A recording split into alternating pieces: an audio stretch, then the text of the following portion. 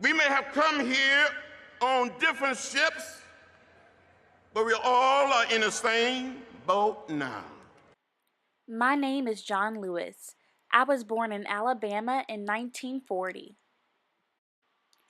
I grew up during the times of racial segregation, and it was hard. I was inspired by Dr. Martin Luther King Jr. to join the Civil Rights Movement. In 1957, I left Alabama and came to Nashville, Tennessee to attend school. During that time, I learned about nonviolent protest, and I was committed to the cause. In May 1961, 12 other people and I participated in the Freedom Rides. The Freedom Rides were organized by the Congress of Racial Equality, known as CORE. We were a racially united group that included 7 African Americans and 6 white civil rights activists. The plan was for us to ride buses and journey through the Deep South. At the time, Jim Crow laws enforced racial segregation in all public facilities and means of transportation. We left from Washington, D.C., and planned to ride all the way to New Orleans, Louisiana. During the first week, the rides were peaceful and nonviolent. We passed through Virginia and North Carolina without any conflict. However, when we arrived in South Carolina, we were attacked and beaten by a mob. As the rides continued, the beatings and attacks got worse.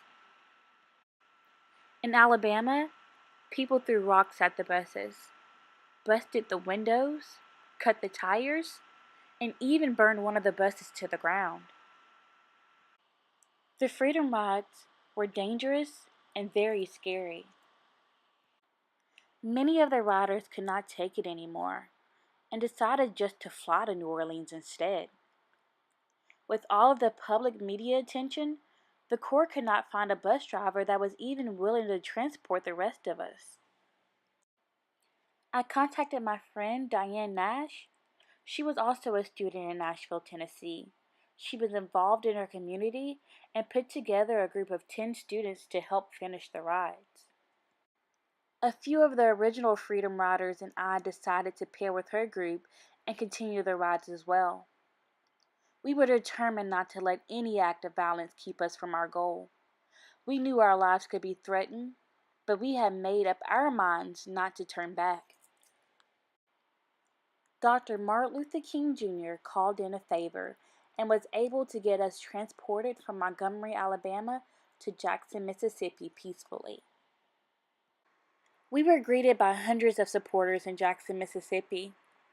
When we, the riders and supporters, decided to sit at the white-only lunch counters and waiting areas, we were arrested. We received fines, jail time, and unfair treatment.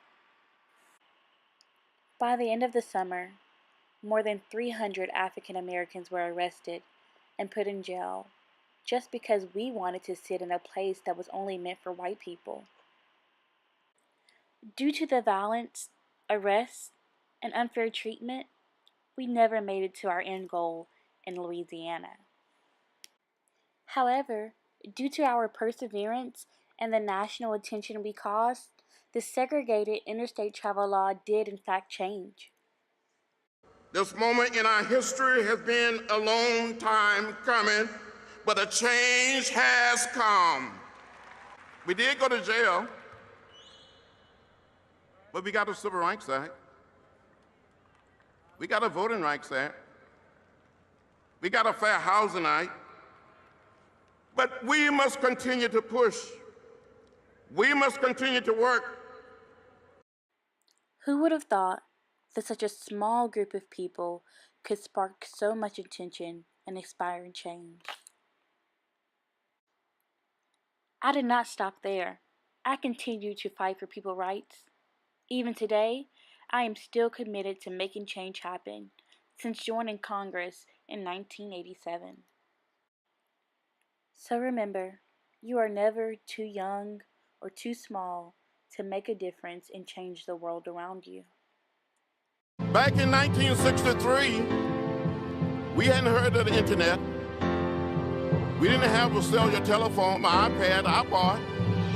But we used what we had to bring about a nonviolent revolution. And I said to all of the young people, you must get out there and push and pull and make America what America should be for all of us.